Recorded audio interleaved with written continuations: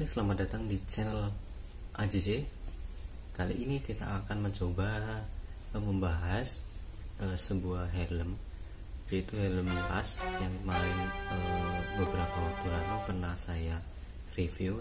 Kali ini saya akan mencoba untuk mereview kembali bagaimana kondisinya setelah pemakaian sekitar 6 bulanan.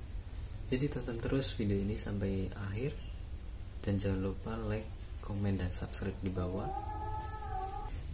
Sebelum itu saya akan mencoba menceritakan bagaimana pengalaman saya menggunakan helm las Dayden Kano 500. Pengalaman saya menggunakan Dayden Kano 500, menurut saya helmnya cukup aman, cukup safety sekali, dan untuk kegunaannya yaitu untuk supaya mata ini terhindar dari percikan bunga api las. Jadi selama menggunakan helm Dayden Kano 500, menurut saya sangat oke, sangat enak dipakai, karena yang biasanya saya tidak menggunakan helm las, setelah menggunakan helm las Dayden, mata saya merasa lebih enak ya, lebih nggak panas lah, atau kata lainnya yaitu tidak merasa pedih. Karena biasanya kalau tidak menggunakan helm itu sekitar beberapa menit setelah mengelas itu rasanya sangat pedih di mata ya. Jadi sangat-sangat membantu sekali. Nah, jadi ini helm las yang dulu pernah saya review di video sebelumnya, kalian bisa tonton videonya. Nah, helm ini waktu itu saya beli seharga 450-an itu di online shop, di Shopee ya. Jadi selama saya pakai beberapa bulan yang lalu, helm ini cukup awet baterainya, walaupun nggak dipakai sama sekali ya. Walaupun dia 1 bulan 2 bulan nggak dipakai, baterai ini tetap aman ya kondisinya, nggak ngedrop. Kan biasanya baterai ini bisa ngecas otomatis karena ada panel sonarnya di sini.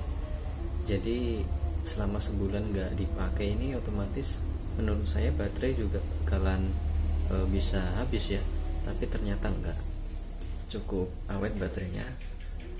Dan selebihnya untuk bagian potensio untuk mengatur tingkat kecerahan atau kesensitivitas itu menurut saya masih oke, nggak ada kendala. Untuk potensio yang lain seperti yang ada di dalam sini, ini masih oke semua, nggak ada yang kenapa-kenapa. Untuk ini, untuk klip untuk mengunci di bagian kepala juga masih oke, nggak ada masalah. Jadi menurut saya ini sangat mantap bosku, karena beberapa bulan udah dipakai tetap aman. Jadi mungkin ini bisa menjadi rekomendasi buat para welding ya yang suka ngelas menggunakan helm ini, karena lumayan bagus dengan harga yang di tengah-tengah lah, nggak terlalu murah, nggak terlalu mahal. Dan untuk kelebihannya, layarnya ini tidak ada berwarna hijau, jadi normal putih, cuman ada agak gelapnya sedikit ya. Tapi nggak apa-apa, namanya juga helm las.